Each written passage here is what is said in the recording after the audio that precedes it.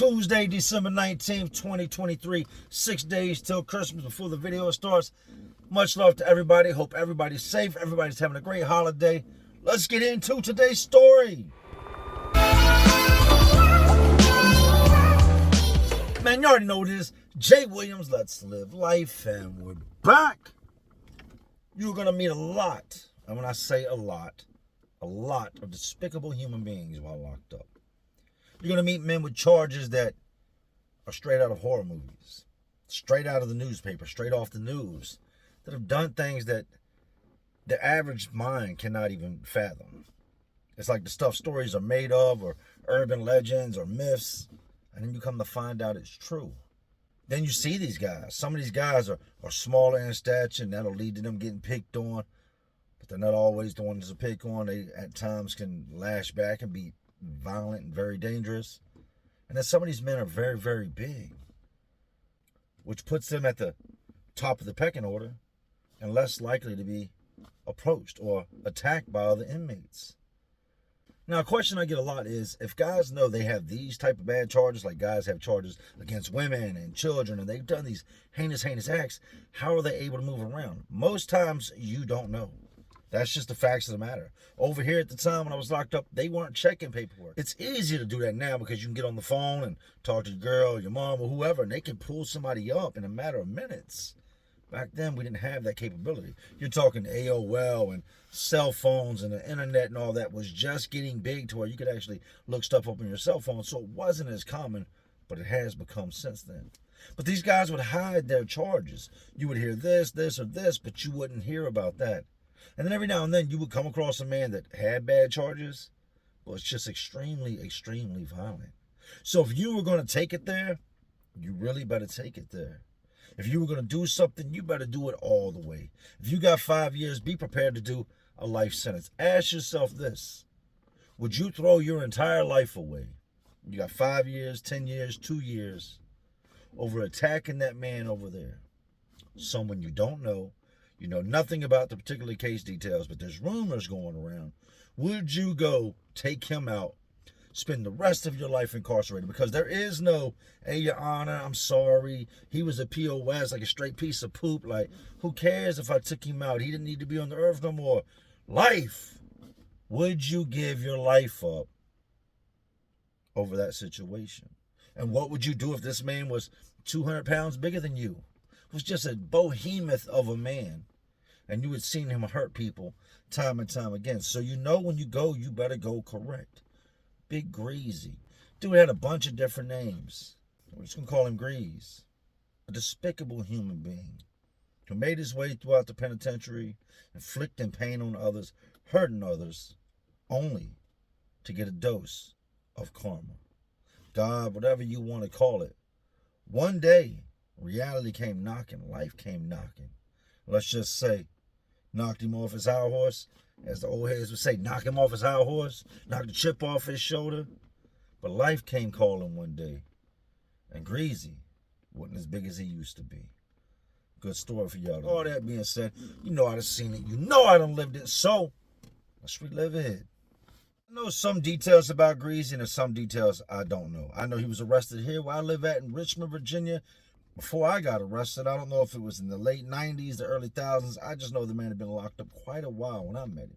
From what I've been told, he got pulled over for distribution of H. They seen him do, a controlled buy, a hand-to-hand, whatever the case may be.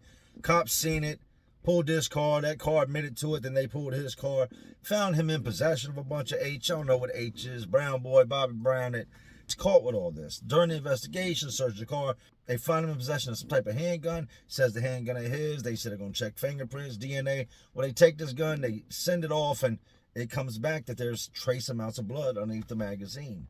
That blood comes back to a woman out in another part of a county that was pistol whipped and later succumbed to her injuries, is no longer with us. So he gets charged with the distribution, the possession, the sales, but then he gets hit with an additional charge of second degree, or I don't know if it was voluntary, involuntary, whatever. He gets a bunch of time taxed on for this woman that lost her life and this gun that was used in it, and the people that were out there when it happened, that seen what happened. And when it's all said and done, this man gets a whole rack of time for the loss of that lady's life and then the stuff he was selling throughout the community and gets sent off to prison. He's no small man by no means. I remember the first time I seen this dude, it didn't really have no effect on me. He wasn't in my building. He didn't live in my pod at this time. He actually lived 2 buildings over. And I've seen him coming to the chow hall, and he was yelling at somebody coming out of another building. Hey, I need to get that money from you. I ain't playing because I ain't around. Don't act like I need my money. And the guards just kind of looking at him like, you crazy son of a bitch. He just running his mouth. At first glance, you would think, not a man I want no problems with. Him and him are beefing. Glad that ain't me. This is the type of man that looks like he could literally pick you up by your head and pull your arms off like you were a spider or something. Just way too big. Big for nothing. Just big to be violent. Like, why didn't you go play football? Be a lumberjack. I don't know. Tow trucks with a chain strapped to your back. Like, do something productive. But you shouldn't just use your size to just go throughout life tormenting people. And that's what he did in prison. I would hear rumors about him having a store box and guys owing him money, and they would be coming over to our building trying to borrow money to take back to that building to pay him. When I say money, I mean commissary, because they didn't want to deal with the repercussions of this man. Now, there was a time when they took our pod, they flipped our pod over, and they turned it into a workers' pod. You had kitchen workers, you had guys that worked in Enterprise, which is a place that's within the prison. It's a giant warehouse. They make everything from cubicles. Some places make license plates. Some places make boots. Some places do chemicals. But he worked in Enterprise, so they took my pod, 100 pod, and everybody in there had a maintenance gig, so everybody in there more or less had a job. There's still about 20, 25 guys in there that didn't have jobs, but the majority of all the guys in this pod had a job. It was their way of controlled movement, knowing that when they call workers, everybody should just be coming from this pod and not all over the side of the compound. But that only lasts for so long because, well, there's way more workers than there is space in this pod. And guys are getting hired, guys are getting fired, guys are going home, transferred to the hole. There's movement going on all the time. So this idea I'd seen them try to do never really worked, no matter how many times they did it. But they bring Greasy into our pod. How did I feel living around Greasy? Not happy. On edge. Seeing him get into it with guys, my honest thoughts at that time were, glad that's not me. If it was me, I probably wouldn't be fighting with him. I'd be looking to sharpen something, purchase something that was already sharpened, or something of that nature. Because I'm not letting him grab a hold of me and just pull me apart like Humpty Dumpty. That's not gonna happen. I'm gonna stay alive by any means necessary. No sooner than he gets in there, he starts throwing his weight around. It was semi-okay when he came in or prior to him coming in. But once he got in there, it's like it was loud anytime he was in there. If he had to talk to somebody, rather than walk over there and talk to them, he'd yell across the room, yell from the shower, from the top tier, bottom tier. He'd tell it across the mountain. This dude just could not, I guess he just couldn't figure he was going to be the guy to walk over there and carry a conversation. So instead, he would yell, hey, come here. And whoever it was would always go over to his cell, and then things would kind of die down, quiet down. But then he would still just be loud for no reason. I've told y'all in the past, Richmond is the capital of Virginia. It's a lot of bad things go down there. People hear the word Virginia, and they think trees and cows. And Richmond is as hood as any hood you can go to anywhere. And if you don't believe me, come out here, go down in the projects any time of the day, and you'll be like, damn, this looks like, yeah, it's like that. But in prison, Richmond is really, really deep. You'd be surprised how many dudes run into dudes they know, especially with the projects. You got so many dudes getting locked up out the projects, so many homies getting convicted out the projects that you might be in prison 2-3 years, and the next thing you know, you got 5-6 dudes in there you know that lived right around, you know their moms, you know their aunts. Richmond kind of always had the yard. We always had like the most numbers, the most violent guys that a large majority of the guys from Richmond had shootings or had long sentences to serve. Some of these guys have been in there since the 80s, the 90s. They're the more laid back. But these younger dudes coming in out the projects didn't really have no chill in them. They were just going 100 miles an hour. Some of them were joining gangs. And then you just had the Richmond squad, which was just a bunch of Richmond dudes that knew each other, seen each other, would dap up, kick it, smoke together, chill together, joke together. But in times of war, they would go to war together. Now, a lot of people would think, well, he's from Richmond, so Richmond ain't going to do nothing to him. A violation is a violation. You do something to somebody's family member, somebody's loved one, and then they come across you in the system. Don't think that y'all being from the same city, same town, same area is going to save you. It's not. The only thing that might save you is if that man decides not to attack you. I remember hearing the rumors that whoever this woman was that this dude had hit with this gun and took up out of here, one of her family members. First, I heard it was her son. Then I heard a rumor it was her husband. But then it came out it was her nephew that was locked up in the prison on a whole different homie out the same area that this took place with his aunt. And that there was going to be problems with him and this dude, Big Greasy. As soon as he gets to Big Greasy, he don't take no time. Greasy goes straight out in the yard, starts looking for dude. I remember he went out that morning, went out that evening, went out that night, and spent that entire weekend looking for this dude to no avail. Well, the problem is, when you first come in, they keep you down in another building where it's a transition building to decide what part of the prison they're going to put you on. So he's out there looking for this dude, but this dude's on another whole yard separated by fences. Once he finds out that this dude is on that yard, he goes to the fence, yells at somebody, and yells and yells and yells until they come tell him to come get him. This young dude comes to the fence and standing there talking to him. He's like, yeah, your name such and such. You don't want to do such and such to my aunt, right? And this dude doesn't back down. This dude doesn't sugarcoat it. This dude doesn't deny it. More or less, your aunt was a trick. She was in the game. She owed money, like hit her upside her head, and her weak ass ain't make it. Like, you acting like I ain't do it intentionally. I bust all in her head and there. She fell out and that was it. Youngin', all right, that's all I need to hear, man. So what you mean that's all you need to hear? We got business or what we got? No, we good, we good, we good.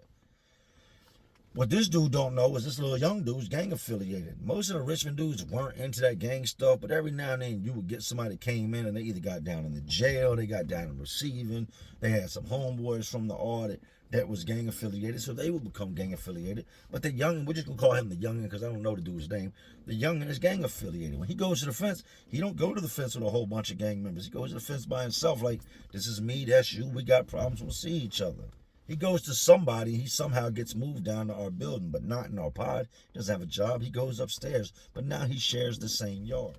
This is when I knew it was going to be a problem. When I seen him and all his little gang homeboys mobbed up on the yard and he was doing a lot of the talking, because usually it'd be the higher-ups, the OGs, the dudes in charge. But this dude was doing a lot of talking, the dudes were doing a lot of listening, and you could see that this whole thing was aimed at the situation the younger had with his aunt and Greasy, and that things were going to get greasy real quick. So they devised this plan to try to jump this man when he comes back from work. I'm not going to say I don't agree with it. I'm just going to say it was a bad execution when it comes to that part. But they're going to wait in the front of the building. When he's coming in, they're going to jump on him, stab him up, do this and do that to him. And it is what it is. He took the boy's aunt. Him and his little homeboy gang members are going to jump on this dude when he comes in the building. They're going to poke him up, try to disappear, not catch any extra time. Greasy comes back from work one day. You come out this one building, you walk down maybe 30, 40 foot of concrete, cross straight over, open the door to the building, and go in. Here's the problem. If you let that door shut, that door locks. Then the officer's got to open it. So we would take the door, open it, and just set it to where it barely touches the plunger and it doesn't close all the way. But everybody else behind you is locked out. And everybody's got to try to get buzzed in. So it's just an inconvenience. You don't lock the door. You just kind of close it, but don't let it latch. Greasy comes in the building. These dudes attack him. He grabs a hold of the young boy, pulls him outside the building, and shuts the door closed. So now his homeboys are inside the building. Watch this big dude pick this little dude up, slam him on the ground, and knife is slid across the concrete. He just hurt the dude, man. Just beat him all types of up. And I guess they're going to ride down on this dude, put knives all in him. But it didn't go as planned. They should have let him got further in the building. As soon as he come in the building, they try to jump on him, attack him. And what did he do? Grab the youngin', pull him outside the building, shut the door. Well, there's a camera right there. You got this big dude, and he's got this young dude, and he's got him upside the door. And he's just hamburger gang in his face, just pounding him right there in front of the door. Guards come running, take Greasy, take the young dude. They run the cameras back. They see that Greasy was attacked. The blood dude and his other little homeboys all go to the hole.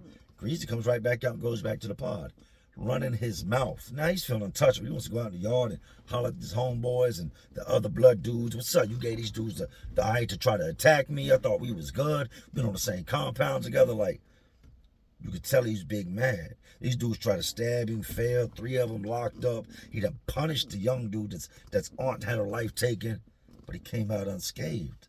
Now, I will say this. Greasy was an asset when it came to times of war. If you had beef, he was somebody you wanted on your side, because just looking at him, the scars on him, his physique, and how big this man was, you knew, plus based off the violence you had seen him commit in the past, that if things got real, well, this man could take on 2, 3 of the average men. I'm not talking small men. I'm talking 190, 200 pounds or better by himself. So a lot of the Richmond dudes rocked with him. Even though they knew he had gun-butted a woman to she was no longer on this earth no more. His whole thing was, nah, I wasn't trying to take her up out of here. I smacked her a couple times with it because she owed me money. She was playing funny in the street. She was a junkie. She was a fiend. She was a trick. So hit on her head and her little head cracked, and ain't no big deal. And you'd be surprised that in a world that's that heinous, that violent, with so many despicable people, dudes are like, well, all right, that's part of the game. So now they go to these blood dudes like, what's up with you? And the youngins doing this and that, and the blood, nah, we ain't sent nobody at you. They had talked about it, and we told them no. So once they come back to the yard, we'll discipline them for moving on you, because what they did goes outside our politics. This is business. This ain't personal. They done took some stuff from the streets and made it personal, and it's not enough for us to let that destroy our organization. Nah, we're not about to lose all these soldiers behind whatever happened between you and his aunt on the streets. They completely deny the whole thing, and to be honest, I believe them. I know the lead dude at the time, or was the lead dude at the time, that ran that blood set up there. And if he said something, it was usually golden. It was usually word. He wasn't the type of dude that would stand in the face of anybody and lie, especially because they posed a threat or violence. Nah, if he said it didn't happen, it didn't happen. If he said it did happen, it happened. Just one of those dudes, right? So now Greasy's telling him, well, I gotta have him if he comes out the hole. Nah, you already did what you did to him. You ain't got, no, it ain't over with. It ain't over with. We can't be on the same compound. He got his little homeboys and them trying to stick me with knives when I come in the building. You think they just gonna come back out in the yard and everything's gonna be good? So dude is telling him, look, we'll take care of them. You're not to do anything to none of my guys. Greasy's still not hearing it. No, I'm going to do what I do. When I see one of them, it is what it is. Well, if you put your hands on them, then we're going to do what we got to do with you. And then we got Richmond involved. All of Richmond ain't riding with you, so whoever we got to beef with, we're going to beef with, but you're not about to do nothing. They call them the pups. You're not about to do nothing to none of our pups, man. Ain't nothing happening. All right, we'll see. Over time, the stuff dies down. Greasy goes back to being his large, obnoxious self, always selling this, always selling that, always making the most noise. We don't see these little blood dudes no more. I don't know if it was the knives that got them shipped, the attempted stabbing that got them shipped, or what it was. But for whatever reason, boom, they disappear. Either to the other side of the compound, or a lot of times with them knife charges, they'll send you way up in the mountains. I'm going to guess a couple of them took the trips for the knives they found, and that I don't know if the young boy really wanted to smoke with Greasy like that, so he might have just told him, put me on the other side of the compound and ship me. I ain't coming back out to the yard. Dudes like this just cannot seem to keep themselves out of trouble. We fast forward. No more incidents from that. Summertime is gone. Winter's upon us. We get what you call these holiday packs. These are special items that your family can order for you. This stuff can consist of bacon. It consists of certain candies, cookies. It's exclusive stuff that you can only get quarterly. I think you get it like 4 times a year. First it was twice, and it was 3. Now they do it, I think, 4 times. Some places might do it more. But we shy away from that incident. Holiday packs are here. Greasy done had incidents with all types of different people. The dude was known for putting his hands on somebody. If there was somebody walking around with their eyes swole shut, looking like a beat-up Popeye, Greasy was usually the suspect. And it would be over the pettiest stuff. Chips, soups, sodas. I'm talking $1.50, $2 worth of items. It used to blow my mind. Dudes will let the guards disrespect the hell out of him, but go beat him up over 2 potato chips. Like 2 50-cent bags of potato chips, and you just swole him all up, but you ain't do nothing. Come on now. But some stuff pops off in the pod. I'm not going to get into this situation. Some stuff pops off in the pod. We don't get commissary. So a bunch of dudes owe Greasy money. He's not trying to hear that. How you expect these dudes to pay you? We ain't even been to commissary. Well, the holiday packs hit before the commissary does. So what's he tell them? I'm not trying to wait, man. Y'all could have had y'all's people send me the money, I'll just take holiday pack food. Some of these dudes is agreeing. Some of them not. You got one tall white dude in there that tells you, I'm not paying you with my holiday pack. I'll pay you with commissary. Like I told you, I'll pay you with commissary, and not until then. The problem is, ain't nobody got commissary. Food's real slack in here. Greasy ain't got nobody on the outside world sending him food. So he doesn't have anything in store box. He don't have anything in the box. He don't have anything to eat. So he's looking to more or less extort these dudes out of this holiday pack stuff that showed up before this commissary did. So he'll have something to eat. Let me explain to you the type of dude Greasy is. On his square in his wall, you have a square on the wall where you can put family photos, cards, and drawings your kids might send you. Greasy had nothing but pictures of himself. Standing in front of different cars he owned, pictures in the nightclub, you know, with the graffiti backgrounds and his clothes, and squatting down with his homeboys. His whole square was just him and dudes from the streets. No pictures of mama, no pictures of the kid, no grandma, no nothing to remind you of family, just pictures of him pretty much in hustle mode out there in the streets. He presses this tall white dude, and the tall white dude tells him, I'm not giving you nothing. Now, when Greasy goes to his cell, we were doing modified lock at this point because I told you we had just come off of a lockdown. So the bottom tier was open, and then the top tier would be locked. So nobody on the top tier is coming out. So they let all of us on the bottom tier mingle around for an hour or so. Then let the top tier out after they lock the bottom tier back in. Greasy goes up to the white dude's cell, telling him, hey, look, go ahead, break me off of this, this, and this, and we'll call it even until store day. I'm breaking you off for nothing. I don't even owe you that much stuff. I'll pay you on store day. But you need to go ahead. What you saying you're not going to pay me? I'm not saying I'm not going to pay you. A deal's a deal, but I'm not paying you something I'm not supposed to give you. I owe you chips and sodas and this, and you want me to give you. I'm not doing that. So they get to argument. Officer comes over loudspeaker and calls his last name. I can't remember his last name. Get off the top tier. Tell him, get off the top tier. And as he's leaving off the top tier, he's making all type of threats. The dude he's threatening is not the one to play with. Like, dude is known for putting hands on people. I've watched him wreck on the yard, and he wrecks differently. When he fights, it's different. He's some of these dudes likes to flip people, put him in arm bars, ground and pound, triangles. Like, he fights differently. He's not just a regular street fighter. This dude's got a little knowledge to use his hands and knows different holds and stuff. So, not to mention, this dude hadn't been in our pod maybe a month. He came in right before we went on lockdown, bars and stuff from Greasy. Now Greasy's pressing him, but he's pressing the wrong one. About an hour or so goes by. We go back in. Top tier comes out. Dude comes out. The first thing he's going to do is the same thing anybody would do is go down there and address this situation just happened. He goes to Greasy's cell, and Greasy just shies him off. Go on, get away from my door, Sean. I'm going to holler at you when I come out the cell. What you mean you going to holler at me? Holler at me now. Now, I ain't going to holler at you long as that door is there. I'm going to come out and holler at you for real when we come out this cell. I know we're going on lock. He was just at his cell making threats. Now he's at his door trying to straighten it, not trying to fight, trying to take the higher road, trying to be humble. But Greasy tells him, when doors pop, you pop. I'll be out. We're going to see if you come up off it or not. Dude goes on about his business. I ain't worried about you. Like, that big shit don't mean nothing to me. Goes out, mingles, makes his hot water, takes his shower, uses the phone. Couple days goes by, now they let the top tier and the bottom tier out. It don't take no time. Dude ain't even popped his cell yet. First thing in the morning, ready to go to breakfast. We don't even know we're off modified lock. I'm thinking they're going to do what they've been doing. Come in, feed the bottom tier, feed the top tier, roll out, and they continue to pop the bottom, then the top, bottom, then the top, and so on, so on. That morning, we're waiting on Chow to come in. All the doors pop. All the bottom tier doors, all the top tier doors. Greasy comes straight out and says, this dude was known for being up early. Greasy had to go to work, so he was up every morning, 5:30, ready to go to work. The door's open. They don't bring the chow trays in.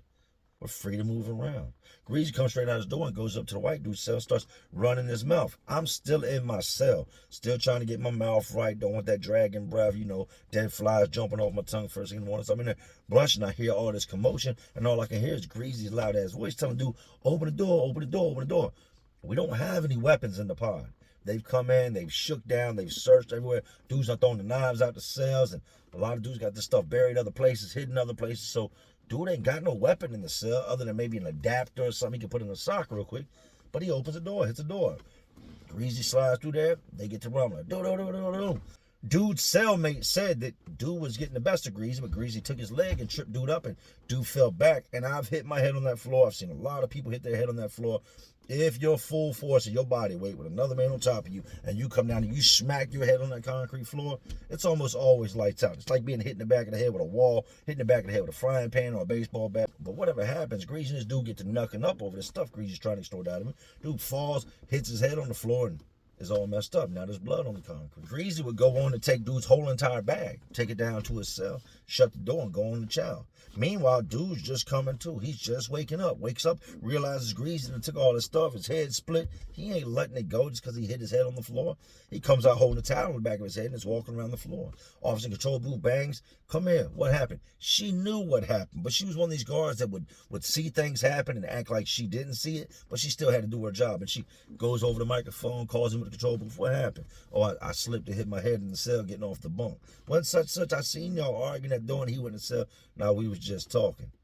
He waits for this dude to come back. He's pacing around in the pod, waiting for Greasy to come back, holding his towel on the back of his head. But you got these showers right there at the front of the pod. You also have a closet with brooms, mops, and all these other different things where you put that away. But instead of going in that area and hiding, he stands there by the shower. Greasy comes back. They go to rumbling again. Blah, blah, blah, blah, blah. Well, you have an officer that's watching people come back in the building, that's shaking people down, that's patting people down. Overhears the commotion, and now this lady's got to do her job. The officer comes in and separates them, and I got to be real. The white dude was holding his own against this big-ass dude.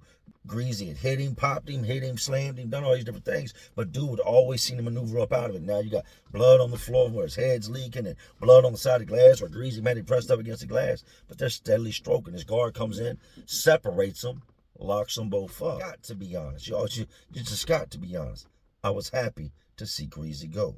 He made a lot of guys in his lives miserable. Not to mention he had been extorting some of the old guys. He'd been extorting some of the younger guys that were scared and wouldn't do anything. So when him and the tall white dude got into it, they both went to the hole. I was happy to see it happen. What we didn't expect is that the white dude would take it a step further than it was just a fight. They start running back the cameras. At this point, these cameras work. Just before somebody smacked them with a broomstick and they no longer work, so they run it back and they see Greasy go in the cell. They see Greasy come out with the bag. They see the white dude come out bleeding. This is a Commonwealth state. Listen to me now. In a Commonwealth state, they can have a victim, but they can have more evidence than what the victim says. They had the video footage. They had him coming out the cell, and the dude wouldn't talk at first. But over time, I guess he slipped up and said something along the lines of, and I can only assume, I'm assuming here, and I usually don't assume, but I'm assuming he slipped up and said, yeah, he took the stuff, I didn't give it to him. That is now robbery. It's now a malicious wounding with the wound on the back of his head. Dude's not wanting to press charges, but I guess administration pushes him. Next thing you know, Greasy gets hit with charges for the robbery, for the malicious wounding for the back of his head getting cracked open. Dude's got a self-defense plea all day. He was just attacked, probably concussed because his head hit the floor. They take Greasy sitting in the hole and hit him with street charges. Greasy would go on to send the Richmond dudes at the white dude, so the charges on Greasy end up getting dropped. Greasy would come out the hole, go into the building next door, and his reign of terror would continue. Here's the thing. Greasy had lied to all of us, and there's a couple things I left out. One being that Greasy always went to the pill window. Always went to the pill window. And then he had to get this diabetic shot each day. Like they would inject it in his stomach or inject it in his butt. Wherever they put those things, he would go get this diabetic shot. And then throughout the day, he would have to go to the pill window. Meanwhile, he's over in 8 building now, and his reign of terror continues. 8 building was a little bit softer than the building I was in at the time. I heard it turned up throughout time, but the building I was in, they called it the Terror Dome. Like it was a nightmare of buildings. If you had to pick a building, that was one of the buildings you didn't want to end up in just because of the high volume of violence that constantly took place. So Greasy gets put next door in 8 building. I would still see him on the yard, still see dudes bringing him out stuff. He used to wear this big blue jean jacket that he would hide stuff in, and it was probably every bit of a 5X blue jean jacket. But he's continuing to extort, continuing to rob, continuing to take things from people. And it was never really anybody that you would be like, yeah, that's evenly matched. Dude was just an all-around bully. Just made time even more miserable than it already had to be. Greasy had lied to everybody. We were all under the assumption Greasy wasn't going home. And just like that, one day, Greasy packs up and leaves. Man, they ship Greasy. Greasy Sally was going to tell everybody, nah, he ship him. He went home. What? Time was up. The man went home. Didn't have no first degree. I'm not even sure if it was a second degree because he hit the woman and then she passed away later on from the injuries. I don't know how that works or what exactly the charge was. But Greasy goes home. Now, all this stuff happened early on in my bid. Now, all this stuff happens in 2006. 2007, I go to the hole. I spend that year gone, come back out 2008. But I hear that Greasy went home. I would see Greasy again in 2011. But he wasn't the same guy that he was when he left in 2006. The next time I seen Greasy, he was being pushed down the hallway in a wheelchair. And at first glimpse, you look at him, still a big dude, still obnoxious, still yelling at people. But something was much different about Greasy this go round. Greasy was missing a leg. Greasy got out, went back into the game, and continued to do what he was doing, but wasn't eating right. His diabetes caught up to him, and one thing led to another. They ended up having to amputate one of his legs off. So after they took that wheelchair from him, Greasy would be on crutches. Still running his mouth, but his violence, his reign of terror, came to an end. The first time I seen Greasy pop off with somebody and try to do all that rah stuff, dude kicked his crutch out and ground and pounded Greasy. Plus they had Greasy on all these other medications that now made him gain a bunch of weight. Made him slower than what he was. I'm sure depression had set in because of that leg. But I ultimately watched Greasy get his ass whooped with 2 crutches laying on the ground beside him, his pants leg pulled up, rolled up, and tucked in his back pocket. He went from being a dude that was known for being this and known for being that and extorting people to you just better stay in your lane before somebody beats your ass with your one leg. Greasy. It's crazy how karma works, how God, life, whatever you want to chalk it up to works. This is a man that was responsible for taking a life, that had been in and out of prison his entire life, that took a life, got out of prison, went back out there, got right back in the game, got right back into hustling, and then turned around and got caught, got his leg amputated, and sent back to prison. I remember watching Greasy get his ass whooped. It was a good feeling. And the guy that whooped Greasy's ass was half a Greasy size and from Richmond. He never really had no big fallback on that whole beef with the Bloods and the dudes jumping him. I never seen no outcome from any of that. But I did see him come back in there thinking that his name still carried weight, thinking that he was the same tough guy that he was last time he was there. How you gonna base up on somebody? And don't get it wrong. I seen some guys on crutches. My uncle had one leg, and that was a mean man. But how you gonna come back in there with the same energy, thinking that the reputation you had last time is gonna be just that strong this time, when you're almost probably 300, three or better, and you got to put all that weight on one leg and try to fight with somebody? You can't pivot, you can't spin. Your leg is freshly amputated, so it ain't like you an OG when it comes to getting around on your stump. But watching him get his ass whooped, it felt good.